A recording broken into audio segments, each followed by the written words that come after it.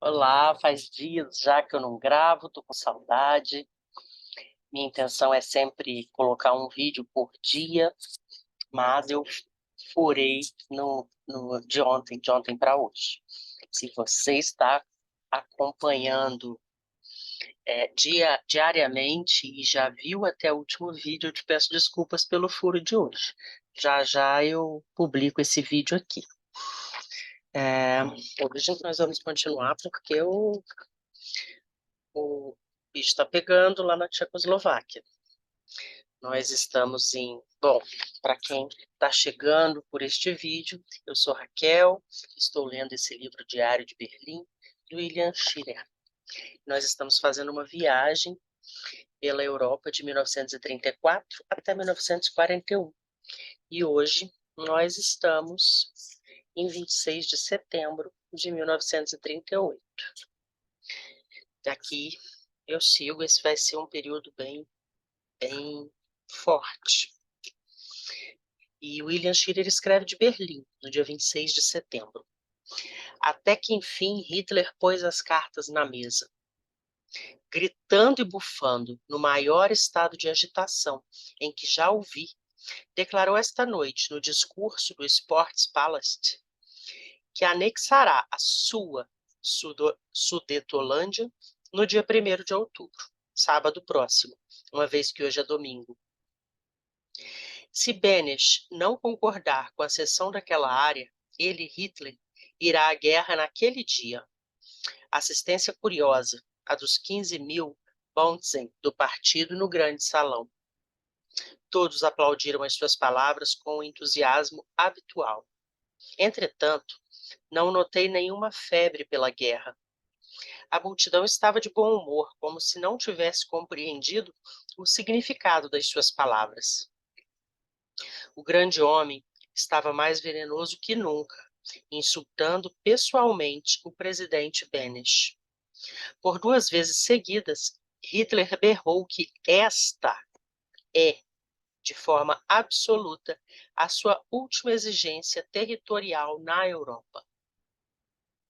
Referindo-se às garantias que deu a Chamberlain, disse, abre aspas, garanti-lhe ainda que, quando os tchecos se tiverem reconciliado com as suas outras minorias, o Estado tcheco não mais me interessará, e que, se quisesse, poderia dar-lhe uma outra garantia.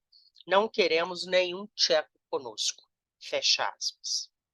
Por fim, Hitler teve o descaramento de atirar a responsabilidade da paz ou da guerra exclusivamente sobre Benes. E aqui eu quero fazer uma ressalva, porque nos vídeos passados eu pronunciei o nome do presidente tcheco como Benes, que é assim que se escreve, B-E-N-E-S, mas depois eu descobri que a pronúncia mais correta é Benes. Continuando. Transmiti a minha reportagem de um balcão situado exatamente por cima de Hitler. Ele conserva ainda aquele mesmo tique nervoso que lhe notei em Godesberg. Durante todo o tempo de seu discurso, continuou a erguer o ombro direito, ao mesmo tempo que a perna esquerda, de joelho para baixo, se levantava simultaneamente. Os assistentes não podiam reparar nesse detalhe, mas eu, de onde me achava, pude notá-lo muito bem. Devo ainda dizer que, pela primeira vez nestes últimos anos, reparei que Hitler, esta noite, parecia ter perdido completamente o controle. Quando se sentou depois de sua arenga, Goebbels levantou-se e gritou: uma coisa é certa, 1918 jamais se repetirá. Hitler encarou, uma expressão irada e selvagem nos olhos, como se aquelas fossem as palavras que tivesse procurado durante toda a noite, sem encontrá-las. Levantou-se bruscamente e, com uma chispa de fanatismo nos olhos, de que não mais esquecerei, ergueu o braço direito num gesto largo, deu um murro sobre a mesa e gritou com toda a força dos seus pulmões de ferro: "Ya!" E deixou-se cair sobre a poltrona exausto. "Ya" significa sim. Berlim, 27 de setembro de 1938. Ao entardecer de hoje, uma divisão motorizada atravessou as ruas de Berlim na direção da fronteira tcheca.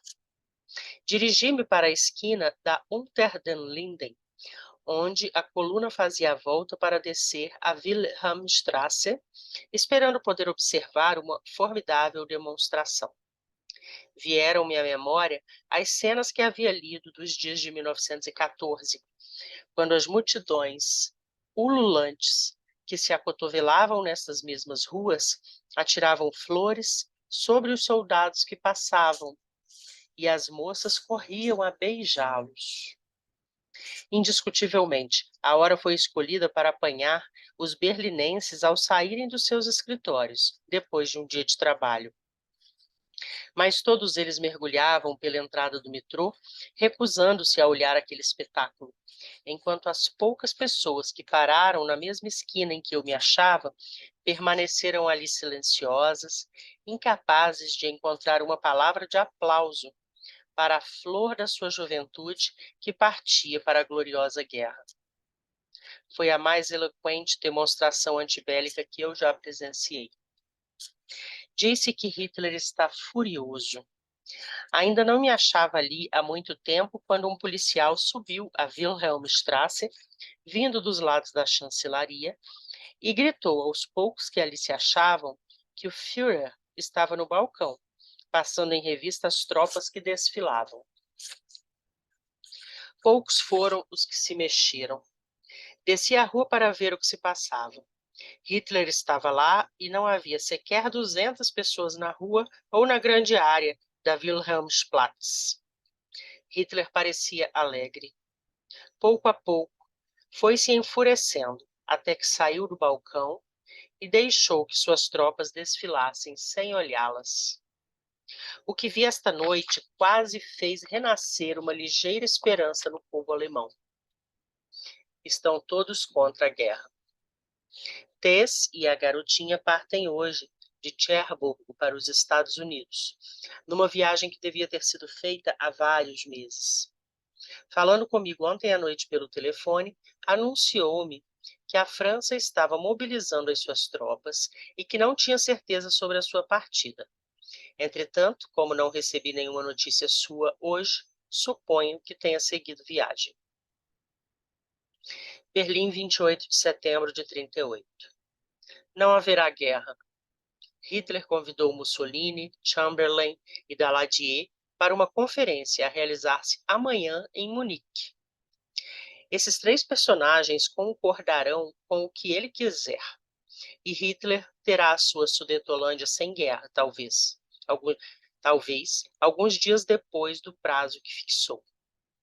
Os populares parecem consideravelmente aliviados, e, se é que sei julgar corretamente, os homens da Wilhelmstrasse e da Berdlenstrasse, Ministério da Guerra, também. Logo após a minha transmissão desta noite, devo partir para Munique. Munique, 30 de setembro de 1938. Acabou-se.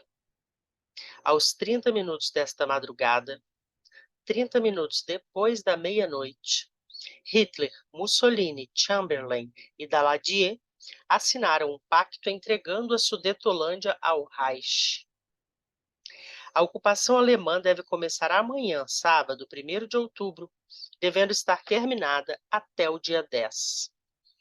Assim, as duas democracias, entre aspas, auxiliaram Hitler a conseguir o que anunciou no seu discurso do Sportspalast, quando afirmou que anexaria a sua Sudetolândia em 1º de outubro. Conseguiu tudo o que queria, exceto um pequeno detalhe.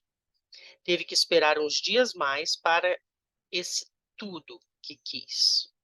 Essa sua espera de 10 curtos dias salvou a paz da Europa. Um curioso comentário deste continente enfermo e decrépito. Tanto quanto pude observar durante estas últimas 24 horas irreais e extraordinárias, Daladier e Chamberlain não fizeram a menor tentativa para obter uma simples concessão de Hitler. Não se encontraram a sós uma única vez, nem fizeram o mínimo esforço para apresentar uma espécie de frente democrática comum contra os dois Césares. Uma frente democrática comum contra os dois Césares. Hitler recebeu Mussolini às primeiras horas da manhã de ontem, em Kufstein, e ali arquitetaram seus planos. Daladier e Chamberlain chegaram em aviões separados e julgaram mesmo que nem era preciso almoçar juntos, também ontem, para elaborar os seus planos estratégicos, como fizeram os dois ditadores. A Tchecoslováquia, que deve fazer todos os sacrifícios para que a Europa conserve a paz, não foi consultada em nenhuma fase das conversações. Seus dois representantes, o Dr. Mastny, o inteligente e honesto ministro do governo de Praga em Berlim, e o Dr. Masaryk, do Ministério do Exterior, foram informados, já a 1h30 da madrugada, que a Tchecoslováquia teria que aceitar os termos propostos. Informados não por Hitler, e sim por Chamberlain e Daladier.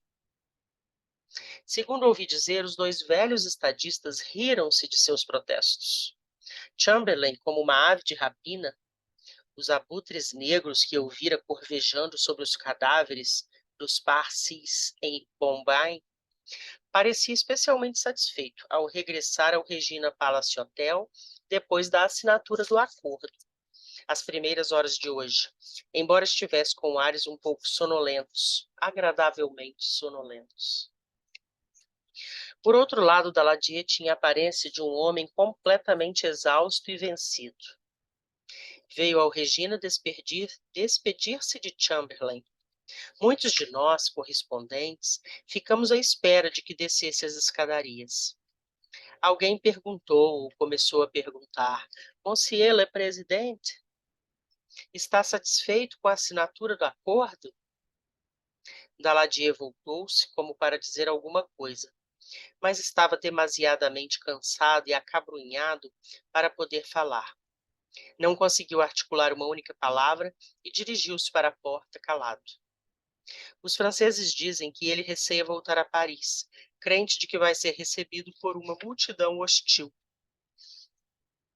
Acho que tem razão. Isso porque a França fez o sacrifício completo da sua posição continental, perdendo a situação de que desfrutava na Europa Oriental. Para a França, o dia de hoje foi desastroso. Mas Hitler, como estava diferente às 2h da madrugada de hoje? Depois de ter sido bloqueado em todas as minhas tentativas para aproximar-me da Führerhaus durante a noite, consegui finalmente entrar lá, justamente na ocasião em que ele ia saindo. Seguido de Göring, Ribbentrop, Goebbels, Hess e Keitel, Hitler passou por mim esta madrugada como um verdadeiro conquistador. Reparei nos seus ares fanfarrões. O tique nervoso havia desaparecido, igual a Mussolini, que saiu de lá muito contente, dando-se ares de galo de terreiro. Hoje à noite, e por acaso, fui furado, entre aspas, de uma maneira atroz. Max Jordan, da NBC, entrou no ar 1 hora antes de mim com o texto do acordo. Um dos piores furos que já levei em minha vida. Diante da posição especial que desfruta a sua empresa na Alemanha, Max obteve permissão para falar do estúdio particular de Hitler na Führerhaus, onde se realizou a conferência. Weigand, que também estava lá, revelou-me que Max levou Sir Horace Wilson, da delegação britânica, para um canto. Quando este saía da sala de conferência, obteve dele o texto em inglês que o titular trazia consigo, correu ao estúdio do Führer e minutos depois estava no ar. Impossibilitado de lançar mão de um estúdio de transmissão instalado exatamente no local da conferência, permanecia agarrado à única via de comunicação existente, o estúdio da emissora de Munique, combinando com alguns correspondentes ingleses e americanos para que me arranjassem o texto do documento, se possível, imediatamente após o encerramento das discussões, mesmo que o conseguissem com uma das delegações. Demary Bess foi o primeiro a aparecer com uma cópia, mas infelizmente já era tarde demais. Nova York deu-se pressa em telefonar-me por volta de 2h30 da madrugada para dar-me a má notícia do fim. Neste momento, 11h30, entrei no ar para anunciar o acordo a que chegaram as 4 grandes potências. Transmiti os pontos essenciais do acordo, afirmando que a ocupação alemã da Sudetolândia terá início no próximo sábado e deverá estar terminada dentro de 10 dias, etc. Mas gostaria imenso de ter conseguido o texto oficial antes dos outros. Felizmente para a CBS, Ed Murrow, de Londres, foi o primeiro a irradiar a nota oficial dos Estados Unidos, anunciando que o acordo fora assinado aos 30 minutos da madrugada de hoje. Ed ouviu-a da emissora de Munique durante uma transmissão. Mais tarde, Chamberlain, aparentemente cônscio de seu aniquilamento diplomático, armou um golpe teatral muito inteligente. Hoje cedo, antes de partir, avistou-se mais uma vez com Hitler e pouco depois era publicado um comunicado conjunto. A parte essencial desse documento dizia o seguinte, abre aspas, encaramos o acordo assinado a noite passada, bem como o acordo naval anglo-alemão, como símbolo do desejo dos nossos povos de nunca mais entrar numa guerra um contra o outro. Fecha aspas. E um parágrafo final, dizendo que as duas potências passarão a consultar-se reciprocamente sobre futuras questões de seu interesse próprio, acrescentando que ambas, abre aspas novamente, estão resolvidas a prosseguir nos nossos esforços tendentes a remover os possíveis focos de divergências, contribuindo assim para garantir a paz na Europa. Fecha aspas. Mais tarde, no Expresso Munique-Berlim. A maioria dos principais jornalistas alemães viaja em nosso trem. Abrem garrafas de champanhe uma após a outra, não mais procurando disfarçar o contentamento de que se acham possuídos diante da estrondosa vitória de Hitler sobre a Grã-Bretanha e a França. Ao jantar, Haufeld, do Hamburger Fremdenblatt, Otto Krieg, do Nachhausgabe, e o doutor Bommer, chefe da divisão de imprensa estrangeira do Ministério da Propaganda, entusiasmadíssimos, pagando champanhe para todos, cheios de frases de admiração pela vitória alcançada, fanfarroneando, blasonando. Quando um alemão se entusiasma, esse entusiasmo é colossal. Terei 2 horas em Berlim esta noite para conseguir o passe das autoridades militares e tomar um bom banho antes de apanhar o trem noturno para Passau, a fim de entrar na Sudetolândia em companhia das tropas alemãs. Uma triste missão para mim. Ainda mais tarde, e Chamberlain voltará a Londres e, do balcão da Downing Street, proclamará, ainda esta noite, abre aspas, meus amigos, esta é a segunda vez em nossa história, fecha aspas, a multidão gritando, bom velho Neville, e cantando o For He is a Jolly Good Fellow. Lembrando-se de Disraeli, o Congresso de Berlim, 1878, abre aspas novamente para a fala do Chamberlain. Então, meus amigos, esta é a segunda vez em nossa história em que, da Alemanha a Downing Street, veio uma paz com honra, e estou certo de que esta é a paz para os nossos dias. Fecha aspas. Paz com honra. E a Tchecoslováquia? Então, apenas Duff Cooper pedirá a demissão do gabinete, dizendo, abre aspas, não foi pela Sérvia nem pela Bélgica que lutamos em 1914. mas apenas para que não fosse permitido a uma grande potência, em desacordo com as obrigações impostas pelos tratados, pelas leis das nações e contra todo princípio de moralidade, que viesse a dominar todo o continente europeu pela força bruta das armas. No decorrer destes dias, o primeiro-ministro acreditou que poderia falar a Hitler a linguagem de um bom senso amável, mas sempre acreditei que o Führer era mais acessível à linguagem do murro na cara. Fecha aspas. E apenas Winston Churchill, voz perdida na desolação desses últimos anos, terá a coragem de afirmar, falando perante a Câmara dos Comuns, abre aspas, acabamos de sofrer uma derrota completa e imperdoável. Não nos deixemos cegar. Agora devemos apenas esperar que todos os países da Europa Central e Oriental venham a se colocar nos melhores termos possíveis com o triunfante poder nazista. O caminho que desce o Danúbio, o caminho que leva ao Mar Negro e à Turquia, está aberto. Parece-me que todos os países da Mitteleuropa e do Vale do Danúbio, uns após outros, estão sendo atraídos para a vasta órbita do sistema político nazista, experimentando não somente o poder político-militar que se está irradiando de Berlim, mas também o poder político-econômico. Fecha aspas. Churchill, o único, o profeta que ninguém quis ouvir em sua terra. No trem, entre Regensburg e Berlim, 2 de outubro de 1938.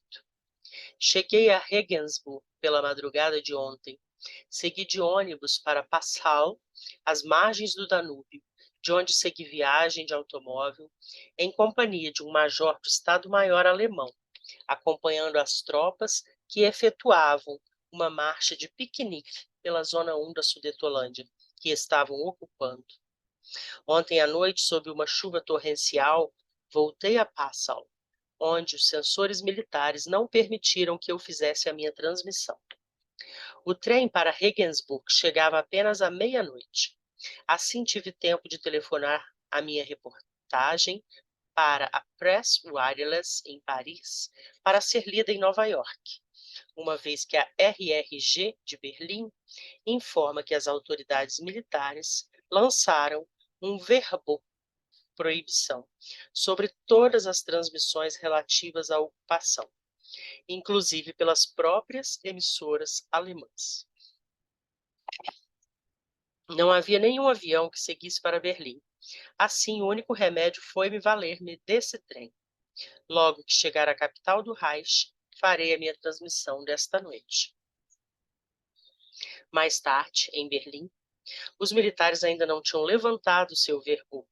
Dessa forma, vi-me forçado a ler outra crônica que escrevera durante a viagem de trem, comentando a grande significação da vitória que Hitler conseguira em Munique, citando um editorial de Rudolf Kircher, o único jornalista inteligente e corajoso que ainda existe em Berlim, publicado na edição matutina do Frankfurter Zeitung, no qual ele proclama com toda a franqueza as vantagens decorrentes das ameaças feitas em nome da força e da guerra. Narrando ainda como Hitler durante todo o tempo, sabia perfeitamente bem que as democracias receavam a guerra. Quando regressei ao hotel, um general, encarregado da censura militar do rádio alemão, estava justamente telefonando à minha procura para dizer que acabara de ler a minha crônica sobre a ocupação, da qual gostara, acrescentando que até aquele momento fora obrigado a suprimir até as próprias irradiações alemãs sobre o assunto, mas que já agora eu podia irradiar a minha mensagem, a minha reportagem. Liguei logo para Paul White, em Nova York, que me respondeu que a crise já havia passado e que o povo norte-americano desejava esquecê-la e descansar, o que, aliás, é ótimo para mim. Talvez possa dormir um pouco e livrar-me desses alemães, agora tão truculentos. Então, a gente fica por aqui neste vídeo, mas eu gostaria de comentar que há poucos meses eu assisti a um filme que fala sobre esse dia de Munique. O filme se chama Munique no Limite da Guerra. Deve estar disponível no Netflix. É um filme que eu recomendo a você. E nós aqui do Diário de Berlim, se você gostou desse vídeo, lembre-se de curti-lo, de compartilhá-lo com amigos, de também se inscrever no canal. E até a próxima.